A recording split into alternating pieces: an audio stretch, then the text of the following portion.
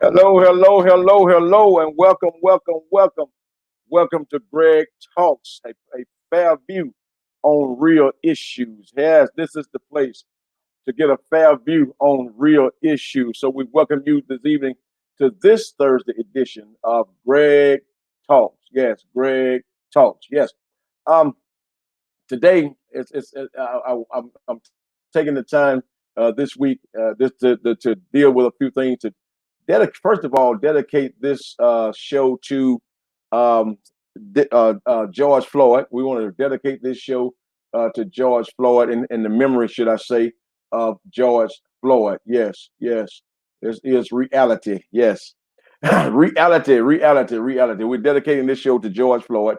I want to talk about a few things. As you notice, I show George Floyd, civil unrest, and peacemakers. Yes, yes, that's George Floyd. Hashtag George Floyd. Hashtag yes, peacemakers. Peacemakers. Yes. So those are kind of three things we want to kind of take a look at. And I welcome our guests to come in. We want to make sure our guests are coming in. I see a few guests coming on. Yes. A few guests are coming on. Come on. As you come on, go ahead and share the video. You do a watch party if you like to do so. Go ahead and do a watch party. Share the video. Tag somebody in the video. Feel free to ask questions. I personally, I probably won't do a watch party on this myself because I want to be able to see all. I want to see all of my questions coming in, and it's difficult to see them on the watch party as well as the live stream. So also let your friends know that we're streaming live on YouTube. On Greg Talks there on our YouTube. If you don't have not subscribed to our YouTube channel, we invite you to go ahead and subscribe to the YouTube channel.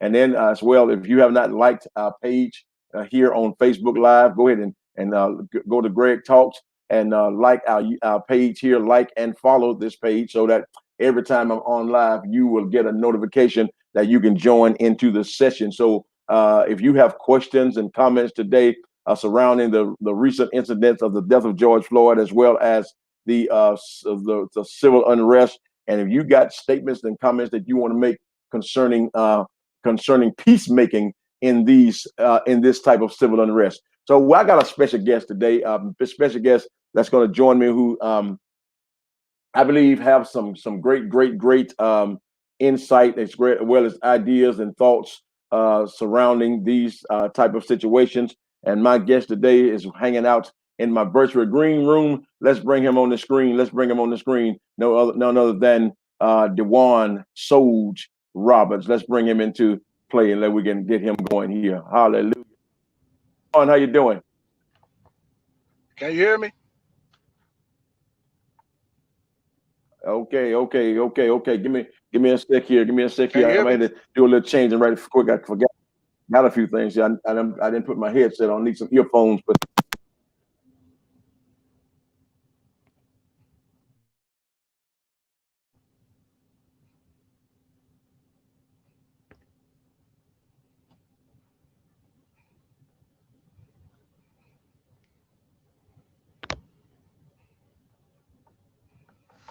Can you hear me? look like my I mic can't was hear you. muted. Okay. All right. Okay. Can you hear me now? Yeah. You hear me now, Dewan?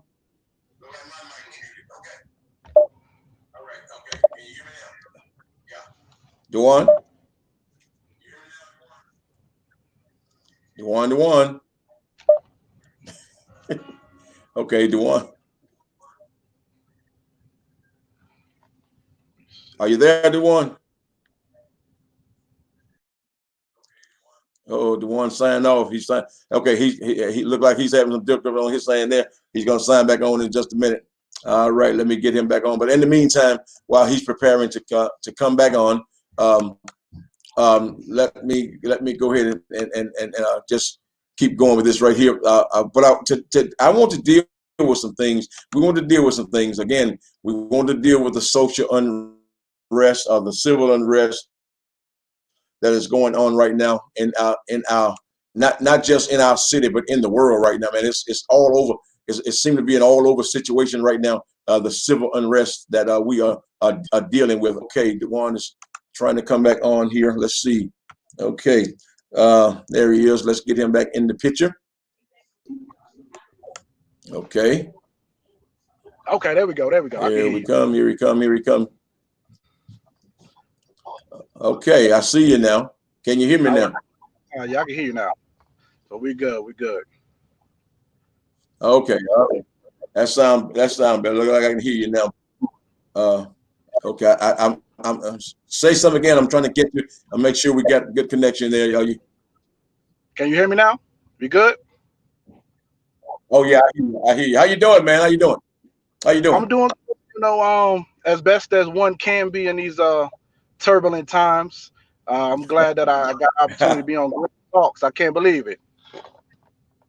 Yeah, yeah. You can't believe you made the cut, Can't believe I made the cut, huh? but have me on. Well, sometimes we have those surprises in life, things that we thought we'd never achieve. Yeah, this is one of them, right? Yeah. For both of us, for both of us. Yeah, But yeah, well, I'm glad to have you on tonight. I know you don't have a whole lot of time, but I just want to deal with it. We want to deal with this thing tonight because I made mention earlier to our guests that we are dedicating this particular show to the memory of George Floyd, and so I hashtag this show with three hashtags: hashtag George Floyd, hashtag civil unrest, and hashtag peacemakers, because I think these are the kind of things we want to kind of deal with these things in that particular order. Now, I know you to be a great historian, study a lot of history and things like that, and you know that if I ask you what was the War of 1812, you wouldn't know. But I know you know a lot of history and things like that. But tonight. Um, we're dealing with a lot of stuff now, and it's crazy, man. Not just here in Birmingham, of course, it's crazy here in Birmingham, but right now all over the nation, and not just the nation, but all over the world. And world. apparently, it appears to us all that it was not just the death of George Floyd that sparked all of this, but it's the way George Floyd died that sparked it. Um, what I heard you talking to someone the other day, and you made mention of some things that you do. How I think the first question I want to ask you is this: how would you tell a young black man today to conduct himself out in the streets, or as well as if he's approached by a police officer? Well, first thing I would say is first and foremost, you're always going to be viewed as a threat. I mean, just being realistically. So the best thing you can always do is try to look non-threatening. I mean, try to dress non-threatening. Try to never have your hands in your pocket if you're approached by a police officer. I tell my sons, I mean, some of the things I do is if I'm ever pulled over, I have my hands on the steering wheel at 10 and 2. I don't want to put myself in a position where I have to even reach for my wallet. So I make sure that by the time the officer gets to my window, that my license is already in my left hand, ready to hand it to him without having to reach for anything or reach quickly. Even because we've seen with Philando Castile, even if he's saying, "Hey, I'm reaching for my ID," he still got killed. And it's even a point in time where it's a tricky question. You want to be a law-abiding citizen, and during the stop, I don't even know if a black man should even tell the cops that he has a gun in his possession, because we see that guy Philando Castile killed, even though he had a license to carry. Even if it's your right. We talk about the amendments, but it doesn't seem like the amendments are upheld when it comes to people of color in this country. So it's a tricky question. You want to say yeah because you respect the officers and the job they do, but they view you as a threat without a weapon. So even if you tell them that you do have a weapon, now they have a known threat. So it's almost multiplied a little bit. So that's a tricky one. I mean, I would say fully comply, but with that question, it's tricky. Like I said, always have your hands in your pocket. Always try to be mannerable. Yes, ma'am. Yes, sir. That's thing that you should do anyway, but it has to be multiplied when you're a young black man out here. Pull your pants up. Don't try to look in the images to portray you as a thug, because you have a lot of good kids out here that may just be trying to dress like their favorite rapper. They may not live their favorite rapper's lyrics, but when you look at your favorite rapper and when he's talking about, the police see that image and they think that you're that way. They don't know you're a good kid or you got good grades and this kind of thing. So I try to tell my kids that. I got a 13-year-old and 11-year-old. They're going to be a teenager and a preteen. So these things I got to walk. I want them to come home safe to me at night. Right. Okay, cool. Now, the death, like I said earlier, the way George Floyd died seemed to have sparked a lot of civil unrest. And now, from what I've seen in the civil unrest, it's not just a black thing, but it's across the board thing. There are protests going on everywhere concerning this matter, and it's not just blacks that are protesting. Why do you think that? Why do you think that this is across the board thing that's being protested? I think the way George Floyd died. If you're a human being, if you have a heart, I mean, you've seen that he was defenseless. He was laying on his stomach. I mean, no officer could say that he felt threatened. No officer could say that he was resisting because he was handcuffed behind his back. So those two things that are always thrown out there are automatically negated because he was on his stomach, handcuffed behind his back, and I just think it was the point where he was screaming for his mama. And just I watched the video right before the show. I couldn't bring myself to grips to watch it the past couple of days, but I knew just the show was going to be about him, so it was only right I had to make myself watch. And just seeing that, like, you can see him die. People actually saw him lifeless, no longer talking, unresponsive, and the gentleman said he's not even responding, bro. And they still kept the knee on his neck for 2 more minutes, and that's just too much for some people to handle. Whether you're white, black, green, or red or yellow, didn't matter. Yeah. That's a tough pill to should I say, that's a tough pill to swallow for any human being, to witness such a thing as that. How tragic do you think that is for his family, for his little daughter, and all that, who had actually saw this on social media, television, all of the news, whatever? For the family, it's devastating because, I mean, you can imagine how devastating it was for us as human beings that didn't know him. Because you imagine if you knew him, you had interaction, and you actually knew his personality, you had a conversation with him, you went to church with him, or you knew him. You knew how he treated his family, so you can imagine, oh my goodness, he's not going to be here for his daughter. And the part that's worse is, one day, just out of curiosity, she's going to probably watch the video, even if she's told not to. I mean, we live in a social media era, so 10 years from now, she actually is going to have the opportunity to watch her daddy die, and she probably is going to watch it out of curiosity because this sparked change in the world. How could she not? And I'm glad you said that. It sparked change.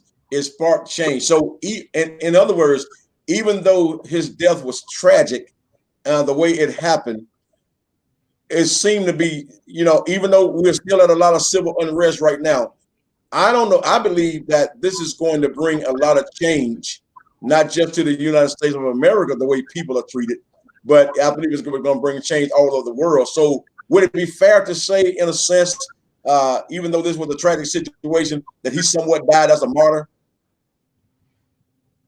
I didn't hear the last part. Would it be safe to say that that he somewhat died as a martyr?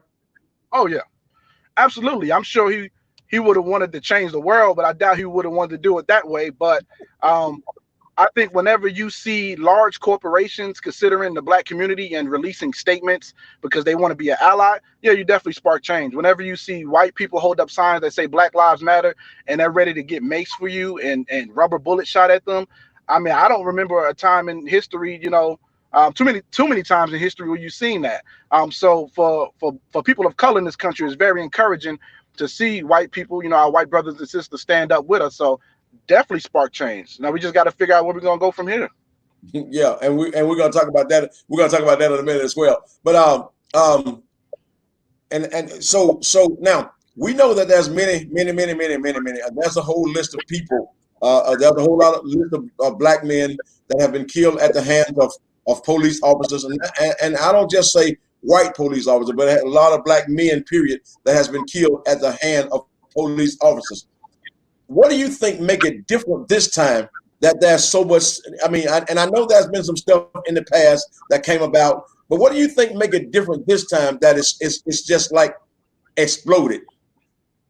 Because George Floyd's death was personable, whereas the other ones were impersonable. And the reason I say that is, I mean, we live in the Hollywood area. We're used to the big bangs and gunshots and things like that on the Hollywood scripts. So yeah, we may have seen people get shot and killed and be outraged about it, but it happened so quick, so you're outraged to a certain extent. But with George Floyd, it became personal to you because you got to hear his voice, you got to hear his cries, and you got to say, man, I think I would cry like that.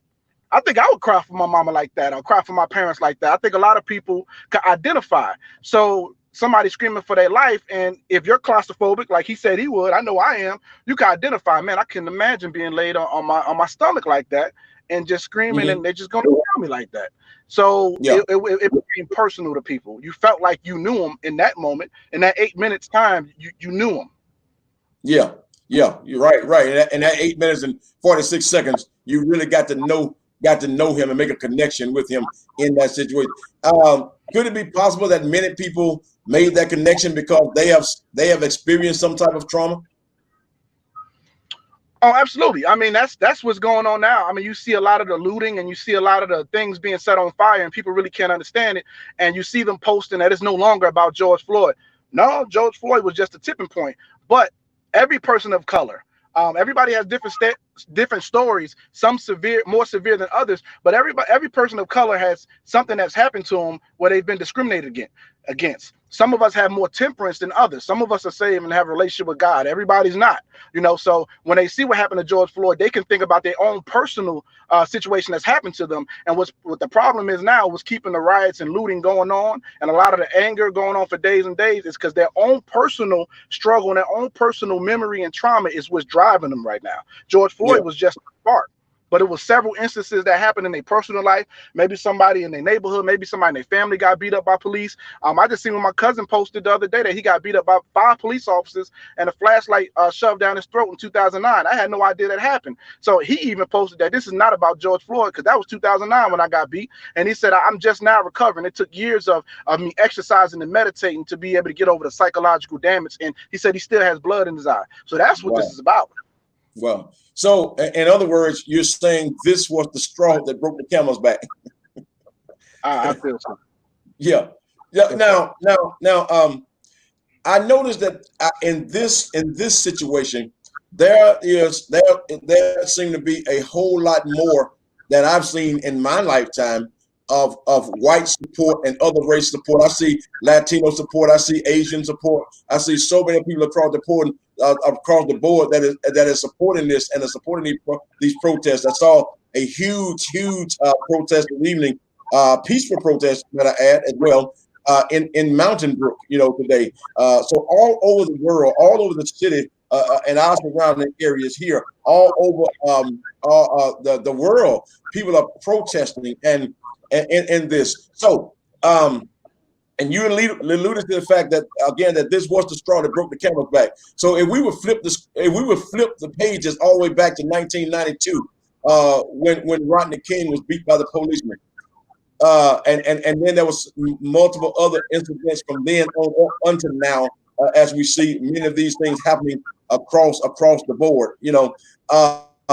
Would it be fair to say that one of the reasons that we're seeing so much support, should I say, from other races as well, is simply because everybody seems to be fed up now? What was the last part? Everybody seen the what? Be fed up. Everybody seems to be fed up. I think everybody can see now, because you still have a part of the population that didn't believe it was going on just because it wasn't happening to them. Yeah. So really have some people who genuinely are concerned now, who at one point truly didn't know because they didn't live it, they didn't experience it. Some people knew and turned a blind eye, but some people genuinely did not know, and they saw it and said, "Y'all get treated like that? Oh my goodness! What can I do to change this?" And I think, as you stated earlier, that the way it happened with George Floyd, everybody could see it and hear his voice up close and personal. I believe that gave everybody, people across let me put it this way. I believe that gave the human race an opportunity to connect with what's really been going on. Yeah, if you were human and you had a heart, I mean, you wouldn't even wish that on your worst enemy. I mean, you heard him gasping for air. Yeah. I mean, you seen the moment that his body became lifeless. If you know what life looks like, then you know what death looks like, and that looked like death all the way. And you seen his body fluids released. That's what happens when the body dies, and that terrible for a lot of people to watch. They just couldn't believe what they were really watching, and it wasn't like the audio was muted. Maybe it wouldn't have been as bad if it was muted and you didn't get to hear those cries, didn't hear the voice. But those cries are going to echo in some people's ears and in their hearts and in their minds for years to come. Okay, now I'm seeing here. I see a couple of comments coming in, but I don't see exactly where they are, whether they're on somebody's watch party or whatnot. But I do invite our guests to join in with us, to make your comments, whatever the case is. And if somebody's commenting on someone else's watch party, you please share those comments with us so that we can see them as well, and we can respond to those comments that people are making. Maybe it's questions or whatever. Okay, so let's if you would let's do that. But I do invite our guests to be involved in what we're doing here tonight. We want you to involve. We want your questions. We want your input. So if everybody got a watch party going and you got guests that's asking questions or making comments, please share those with us so that we can respond to that. Yeah, they all on. Okay, all right. I got my lovely wife here. She said she got some on hers. She's bringing me her phone. Okay. 8 minutes and 48 seconds. Okay, somebody says, because the whole world got a chance to see hate firsthand, God is exposing everything right before our eyes. Wow. Yes. Wow. And somebody says they believe that George Floyd knew that he was leaving when he started crying out for his mama. So these he said, "I'm done." Yeah. And one of the things that caught my attention as well, because I believe that sometimes when people, and from my experience of dealing with people, dying people, many times they start seeing people that are already passed away, and that's kind of what I believe that he was doing at that particular point. And here's something, but I love this right here. Is that can we as people not wait until something bad happens to pray? To pray to God. God has called us to pray without ceasing. Why is it that we have to wait for a tragedy? Why do we have to be reactive rather than proactive? It's pretty much what that is saying. Why do we have to be reactive rather than being proactive? My God, that's good stuff. That's good stuff. Now, listen. Here's another thing I want to talk about as well, because I heard you. Well, let me get this first. Let me do this first. The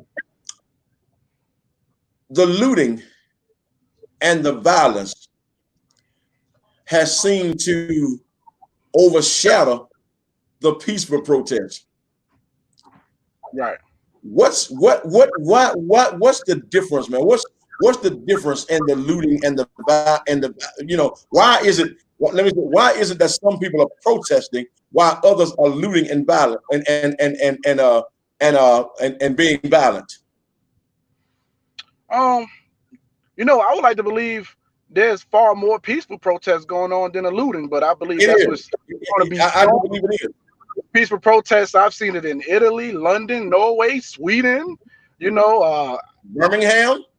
It's what's going to get ratings. It's what's going to make people watch. It's going to keep division going. I believe there's a lot of peaceful protests going on, and then a lot of times, if you look at those videos, you will see that the people that were peacefully protesting in the daytime, they look different in the video from the people that's looting. It's like a whole different people. They went home, and a whole new generation, a new set of people came out to do something different, and they weren't even about the protest. Yeah, I tend to agree with that as well, because that I believe that whatever we're doing, I believe there's some satanic forces that are always going to try to overshadow the good. Now somebody says that because you have some Martin Luther Kings and you have some Malcolm X's. That's true. You got some who want to do things in a nonviolent and peaceful way, and you got some who are going to say, "Listen, we're going to do this by any means necessary." So yes, I just wanted, I wanted to take a look at that, because it definitely seemed that the violence and the looting and all the craziness is actually overshadowing the peaceful protest. Now, and I know now, yes, some people out there just looting because they can, because to break into places and take stuff, and just love to hear glass crashing. I mean, when I was a kid, I used to love to hear glass crashing. But and like Father Paul said, when I was a child, I thought as a child, I understood as a child, but when I became a man, I put away childish things. So I think that has a lot to do with it as well. And I think that's one of the things that causing people now to say, well, this is not about George Floyd. Well, in a sense, I still beg to differ with that, because what has happened is a button has gotten pushed, and some people don't know how to shut the valve off. So they've been sitting on a powder keg for a long time, and now someone throws a match on it, and they don't know how to put that fire out. So they don't know how to they don't know how to do that. And people are not understanding that phrase alone, that this is no longer about George Floyd. That's gasoline in itself, because what that's telling the looters and protesters that, okay, you still don't hear our voice. You still don't hear our voice. You're talking more about the looting and the violence, but you're not talking about what led to it. So, and my wife gave a perfect example the other day. She talked about, Deuce, our 2-year-old, how he might throw a tantrum because he loves apple juice and we might not hear him. And we address the tantrum, and we don't like the tantrum. We address that and we give him the juice, but we don't just address the tantrum. We apologize first. And a lot of times what's going on now is people are addressing the looting and the violence, and they're upset at the tantrum being thrown without issuing an apology or talking about what led to it, or years of what happened that led to it prior to George Floyd. Right. So as someone else said that also the violence and the looting is the things that the media want us to see. And I think you mentioned something like that earlier about the ratings, and this is what's going to get people glued to the television. People, and unfortunately, the world don't really want to see peace. The world loves chaos. Controversy sells. That's unfortunately, that's the kind of world that we live in. Now, somebody said this. So why is it that when something bad like this happens, why do white people want to count how many black friends they got on Facebook? They got and put it on Facebook. Now, I really would have to say this to that question as well, because a lot of blacks do the same thing. I got a lot of white friends. A lot of blacks do the same thing. So I would have to generalize that. Why do people in general decide now we want to specify the color of our friend? Yeah, I mean, if you got to count, then I mean, on both sides, the heart is not in the right place. Period. Yeah. Um, I just think now it's a microscope on it. We have to figure out how to move forward. But telling people that they wrong for looting and rioting, even though I don't condone it, but you know, if you're telling people they wrong for it, you're not gonna Yeah. help things. Keep them You're doing it. adding You ignore. fuel to the fire. Adding fuel to the fire. Couple of things I want to do as well is what I want to talk about before we get out of here. We try not to stay too long. I want to. You alluded to this earlier about putting things in place and whatnot. Laws and legislation and all those things. Now, I want to deal with the laws of man versus the laws of God. because what essentially happened is whenever things don't go right, man have a tendency of wanting to put a law or legislation in place or a program in place, something that's going to make things change and make things different. But God gave us 10 laws, and Jesus did not condense those 10 laws into two. But what Jesus actually did was, how I want to say, he summarized them. He gave a summation of the 10 laws in 2 statements. So he said that the man should love the Lord your God with all your heart, all your mind, all your soul, and all your strength, and love your neighbor as yourself. Ooh. Wow. So basically what he said was the laws that God gave us was about loving God and loving man. Wow. And that's what I was going to allude to. Mark 12. You know, love your neighbor as you love yourself. And I think for years prior to this point, a lot of African Americans, even us Christian African Americans, haven't felt like some of our Christian white brothers and sisters have loved us like their neighbors. You know, we felt like, we could worship with you, but would you really invite me to your house? Would you be okay with my kids going to your school, going to the school with you? Would you be okay with a black principal being over your school? So we want to be we want to see a lot of that scripture played out in our life, because we could worship together, but I mean, July 4th is coming up. I mean, I don't really remember any time anybody white invited me to their house to have a burger for July 4th on Independence Day, but it's supposed to be the land of the free. So it's still a lot of division. I think this has put a microscope on it, but a lot of times people was playing like there never was division and everything was all good. But it's we live by 1 Corinthians 12:12. We one body of many members, but we haven't. Hopefully, this will bring us to really act like one body.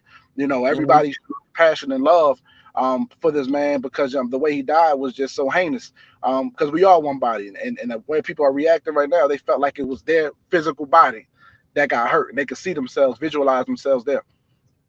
Well, and the question here says, how do you feel about the Confederate monument coming down and the anger that has come behind it?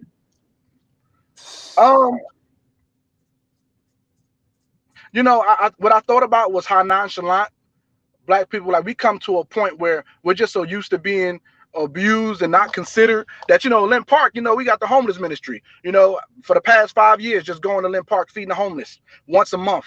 That monument's there. You know what it's doing. Slow down. And we just like, it is what it is. It's life. We just got to deal with it. And that's kind of what our life is. We just go forth and just have to deal with it. So many of us never thought we'd see the day that it would come down, but it's down. It seemed like it sparked other cities to bring them down. But if you know anything about the Civil War, I mean, they were rebels. I mean, it was treason. I mean, if they would have won, we would still be enslaved. So why would we want the Confederate flag or Confederate monument to be up in front of our face? Because if you would have won, I wouldn't be driving this vehicle right now. I'd be, picking some cotton somewhere. So just the outrage that African Americans or people in color in general want the monuments down, that's fueling the fire too. Like, how could you get mad? This again is like, you're not hearing our voice. You want us to just deal with that, seeing those images, and we're not supposed to be considered, and we're supposed to be okay with it. So yeah, they deserve to be down. I mean, Jefferson Davis Day was the other day, but we have to deal with these holidays. Been dealing with those holidays for years, because he was the president. The president of what? A country that never materialized. Let's talk about it. Yeah. Okay. So I told him you was a historian. You got that stuff down pat. Yeah, I minored in history in college, yo.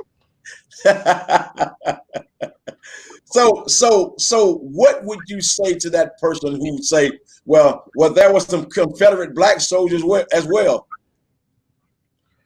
I would think that they were probably forced to fight. I mean, yeah. But I don't know about you. I wouldn't fight to stay in slavery. I wouldn't fight. I don't think they did that on their own necessarily. You might have promised them freedom because a lot of people don't know is the Confederates ran out of supplies. The Confederates. I think what was it? Free State of Jones. I forgot. Matthew McConaughey. Great movie. A white guy that detested the Confederates. They never show you that movie because the Confederates start stealing pigs and crops and stuff from their own people to feed their troops. They start robbing from their own people, and he banded up with free slaves to try to fight. And they never want you to hear that story. That rebellion, a white man who left the Confederate army because he seen that they wouldn't even bury his friends, Confederate soldiers that died. An excellent movie that they never show you. I don't even think they even wrote about it. They probably gave it thumbs down, but it was an excellent movie. Matthew McConaughey played in it. So Siskel and Ebert didn't rate that one. I think they left it off their list. So are you saying to us that the Confederates started rioting and looting? You broke up on me. Are you saying to us that the Confederates started rioting and looting? To feed their troops, yeah. Feed their troops. I wouldn't be surprised if they told African Americans or slaves that because we didn't have the American title, we were still property. If they would have told the slaves, hey, you can come fight for us and we allow you to be free, under the false notion, but knowing fully well if they would have somehow pulled off a win that, they would have kept us enslaved. I think the biggest monument I read where Virginia said that they're going to let down Robert E. Lee. Woo! Do you understand? How important Robert E. Lee is so revered. That's huge. By the Confederates. They're going to take down. Now that's big right there. Yeah, I want to see. Yeah, in Richmond. Wow, that's big. That's big. Now the last thing, the last thing I want to do now is this. The last thing I want to do is this. Is how can we bring peace to this kind of civil unrest? What can we do to bring peace to this kind of civil unrest? I see us taking 2 steps forward and then we keep taking 3 steps back. And what I say by that is we have people out there that are non-black people holding up signs that say Black Lives Matter, and that's great. They're getting maced with us. They're getting hit with rubber bullets. They're really fighting for us. But then you still have people like Drew Brees that make the statements that he makes that he would never support African American kneeling. It's like you missed the whole message. So that's going to keep pouring gasoline on it. So it's like, and you people keep saying, well, make America great again. And even though you may not consider yourself a hateful person, you're supposed to love your neighbor as you love yourself. If you know that statement hurts your neighbor, how can you keep saying make America great again? Like there's not one point in the past where in America where it's always one point where it's a social group that would not feel like America was great again. The Native Americans, was it great when they did the Trail of Tears, when they were marched off their land? Was it the Chinese Exclusionary Act of 1882 when they told Chinese immigrants they couldn't come to America? Was it great then? It's never been great for black people. It just now started getting great. Wow.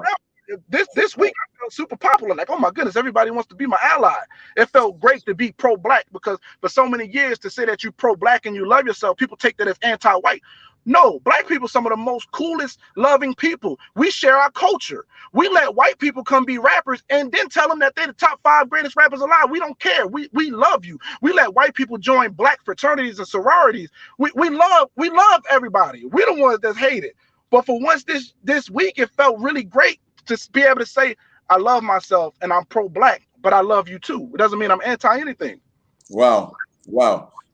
Now, we talked about the fact that laws and legislation wouldn't change it, because I'm a firm believer that if the laws of God does not change a person's heart, then there's no law and no legislation that a man can put in place that would change it. It will only push him in a place to find another way to do what he wants to do anyway. I believe this, that The only thing that's going to, without a doubt, the only thing that's going to change people, that's going to eliminate racism and hatred and all the things that are not of God, is people giving their life to God. It's going to have to be people making up their minds to abide by the laws of God. And man law cannot make you do that. There's no legislative pen that can make you do that. Now here's some things that I believe that we have to do. Number one, I think people in general have to change the way we listen. And I think I caught you said that black people have been feeling like they've been muted. They haven't been heard. We have to change the way that we listen. Now, rather than listening defensively, rather than listening to disagree, or rather to listen for inaccuracies, we got to learn how to listen to understand. And the thing about understanding, Solomon said this: with all thy getting, get understanding. And so it's difficult for a person to tell you how they feel when they have not taken the time to understand you. They haven't time to understand what you feel or even how you think. So across the board, we have to learn how to listen and listen for understanding, and rather than listening for inaccuracies, but trying to hear what we can hear that is wrong. Because one thing I've learned is that if I don't like you, I'm not listening to learn anything from you.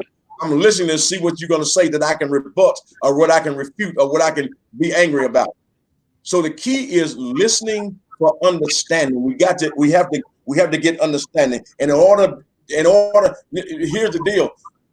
It seems that everybody wants to be understood, but nobody wants to be understanding. I remember when my kids growing up,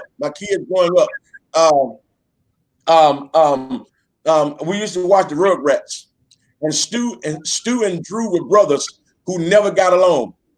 They could not get along because one of them did not want to work. He wanted to just stay at home and invent stuff. The other was a pencil pushing worker who always believed that you got to get to the office to get the job done if you're going to support your family. And they would always argue about that. They would be in each other's face and nobody hear anybody. And at the end of their argument, they both would always say the same thing: why can't you just listen to me? So somebody got to take time to listen. And what it is just being kindness and being consideration. And I just want our white brothers and sisters to understand, right now we're grateful for the consideration and hearing our voices, but we don't really want to hear anything about left wing or right wing right now. But it seems like a lot of people are trying to hold on to their own political agendas. Black people don't care about that, because whether it was a Democratic president or a Republican president, we dealt with oppression. So we don't care about right wing views, left wing views. We just want the killing to stop. And you touched on something earlier. We'll see change if people get a relationship with God. But I'm not talking about holding the title of a Christian, because KKK, they're a Christian organization in their book. I'm talking about to truly be delivered from hate, to truly love your neighbor, love your brother, to truly have to be a Christian, to hold each other accountable. We need to start holding people accountable. I don't want you to pacify me by holding the Bible. I want you to read the Bible and let the words pierce your heart. I want your actions to reflect the word of God. I don't want to be pacified by a vote very easily because you can hold up a Bible. It's quite insulting if you try your life to die daily. If you try every day and you try hard to die daily, and you try hard to walk this walk the best you can, it's an insult for somebody to think that they can get your vote just for holding up a Bible, not even trying to do so. Wow. That's good stuff. But to conclude, to wrap this up, to conclude, I definitely want to say again, the only thing that's going to make things better is men turning to God, period, across the board. Maurice said that black people are actually the most forgiving people on the earth. But in order to be forgiving, in order for any of this to work, in order for the civil unrest to come to an end, we got to go back to not just having protests, but we got to go to having prayer tests. We got to test our prayers. We got to Black people, white people, Native Americans, Asians, whatever the case may be, Latinos, Hispanics. It's going to take people not just coming together to protest, but it's going to take people coming together to pray. It's going to take us putting our blinders on to the color of people's skin. It's going to take our and going back to what MLK say is we got to start dealing with the content of people's character. You know, not just the color of their skin, but the content of their character. And that is, I believe, and the true content of our character comes from our relationship with God. And if we don't have that relationship with God, then we will continue to have this kind of civil unrest. Now, and one of those keys is people my age, and I would say my age and up, or even my age and under, we got to know how to have this, and we got to know how to communicate this well to the younger generation. Now, we have to find ways to reach them, because sometimes I believe that their blinders are on, their ears are closed. I understand what you said, but that stuff don't work for me. No, you haven't given it time to work. You haven't taken the time to work it. You see, just because it didn't work for the generation before me doesn't mean it won't work for this generation. You know, but because God is a God of peace, and the Bible declares He gives you peace that surpasses all understanding. So in the midst of all the civil unrest, we still got to live. We still got to teach. We still got to preach the peace of God. It's just going to take prayer, because the enemy's really mad right now. You know, it's people of color versus racism. People good versus evil right now, and people are trying to make it about race, make it black versus white. Got people clearing out the gun stores, and the enemy's mad right now, because the worst thing you can do to a hateful person or white supremacist is to march in the street holding hands and be of all races. Oh, because that's love, and God is love, and the enemy's mad. So we just got to stay prayed up and stay unified. And the Bible declares that when we show love, we heap coals of fire on their head. You know, and I look at this generation. Yes, someone said, yes, this is a reckless generation. It reminds me of the Egyptians when they put the Israelites in oppression. And the Bible declared, because the Bible declared this, that there had arisen a Pharaoh that knew not Joseph. See, it was Pharaoh's concern for Joseph that had them there in the first place. But when Joseph died and the Pharaoh died and a new Pharaoh came on hand, then there arose a Pharaoh that knew not Joseph. And I look at now and I said, there has arisen a generation that knows not God. That's a risen generation that don't know MLK, because they don't study history the way you do. They don't know anything about this. They don't know no history. They don't know not just black history. They know no history. You know, so the key is it got to be all about God, man. If it ain't all about God, then nothing else is going to work. Nothing else. I mean, that's what got us this far from the 60s, you know, during the civil rights movement. We had white brothers and sisters marching with us because they had the love of God. I mean, they started dying. And they started getting beat, you know. They died in Mississippi. When that started happening, things changed. So when you have them standing with us, then you'll start seeing changes. So it's hopeful right now. And as crazy as it is right now, I think this is the most hopeful it's been. But I would say, I mean, I've went from getting a side eye or to being treated as if I didn't exist in the room to people making their way over to me to say I'm sorry, or making their way over to me to have conversations and never had conversations with me before. And I'm like, do I really want all this attention? But I appreciate the consideration. Absolutely. But man, I appreciate you so much for being on with us tonight. Thank you so much for your input, and I pray that these are the kind of conversations that we're going to have actually to make America great again. These are the kind of conversations that we're going to have across the board, not just black and black, not just black and white, but all people all together. We're going to have these kind of conversations. Well, God bless you, man. Appreciate you so much. Until I see you again. Be on. God bless you. Be blessed. All right. God bless. Well, people, we thank you so much for tuning in tonight. Thank you so much. Thank you so much for your comments and whatnot, and thank you for sharing with us. God bless you. We thank you for tuning in for this edition of Great. You have a good night.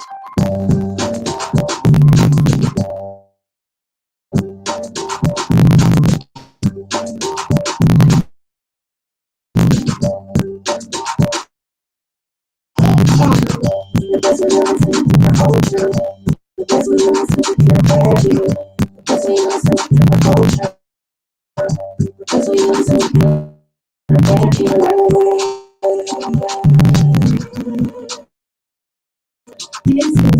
time.